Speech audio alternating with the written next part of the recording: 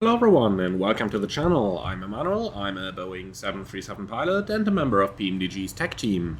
Microsoft and Asobo have just released Sim Update 12 for Microsoft Flight Simulator, and on top of that PMDG have released a compatibility update for the Boeing 737.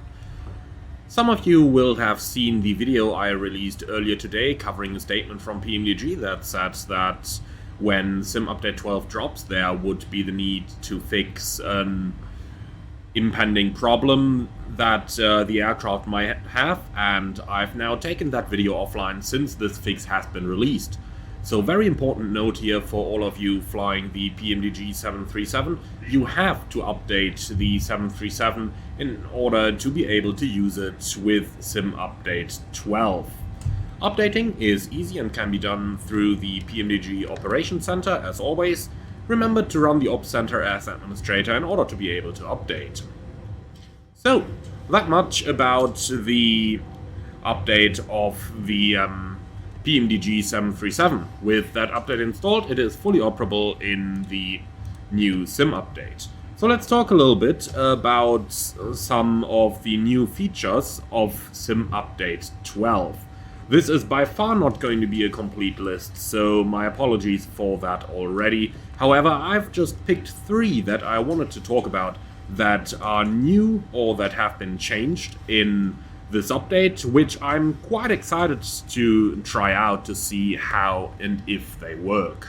So, the first of it is actually just a little quality of life improvement, and that is inside the loading menu of the simulator. When you first start it up, the entire checking for updates routine is now accelerated a bit so that it doesn't take so long anymore to start your simulator.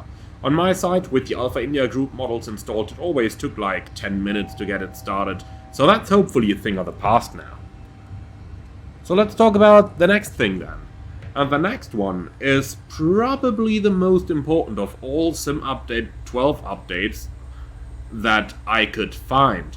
And that is actually a new feature that enables you to control the strength of turbulence. Now, in Sim Update 11, the turbulence was much too strong and it was quite difficult to maintain straight and level flights, especially in a small aircraft, but also in a big one. So, in order to cater for that, Microsoft have now added a new slider, which is the in the assistance modes, and is basically I'm checking for how strong my turbulence should be slider. So let's quickly go into the menu and have a look at what that actually looks like. And we can find it up here in the assistance options, and then we go down to piloting, and then all the way to the bottom. Down here we have turbulence, and by default it is set to low. In low there will basically be hardly any turbulence at all. So after initially trying it in the low mode, I straight away increased it to realistic.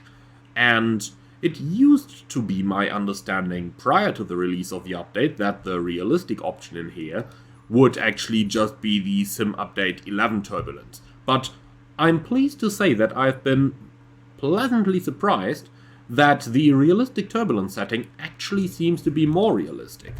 You can be sure that I am going to do an entire video covering that topic, where I'm going to explain the 3 different options and what is most realistic for flying both a Boeing 737 as well as small general aviation aircraft.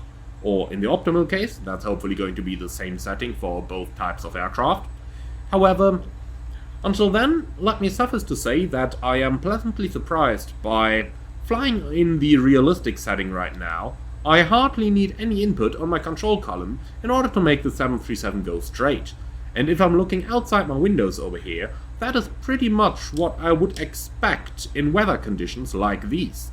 So, overall, that is a very pleasant surprise that I'm seeing there, and it is just a first impression at the point where I'm recording this. However, it is something that I'm really hoping is going to stay like this, because a realistic turbulence model with a realistic control input required would be something that I would absolutely love to see. Contrary to this, which I do absolutely not love to see. Okay, anyway, let's, oh, thank you very much, my friend.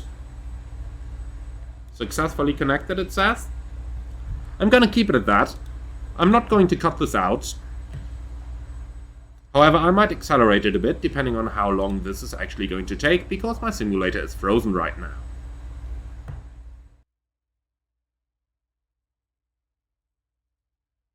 Today we're going to look at the engine out scenario, so an engine failure at B1. And we're going to continue. Just a little proof here, my internet is working. This is Asobo, that's fucked it up right now. Alright, and here we are. I was just about to show you a little bit of the new Turbulence model, when unfortunately my simulator decided it is a good point to hang up on this and then later on crash to desktop.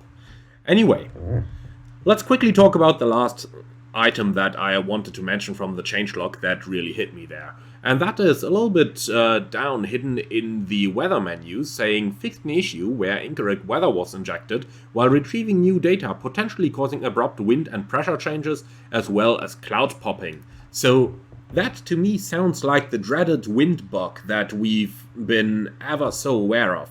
So if that is fixed, I would really appreciate it. Anyway, that's going to be it for this video. I hope that you have better luck starting and running your simulator than I did when I was recording this. I decided not to cut it out because, after all, if that's the experience I'm making with this update, then that's what it is. Anyway, thank you very much for watching, everyone, and I'm really looking forward to see the new sim update in action, then hopefully a little bit more successful than initially when flying.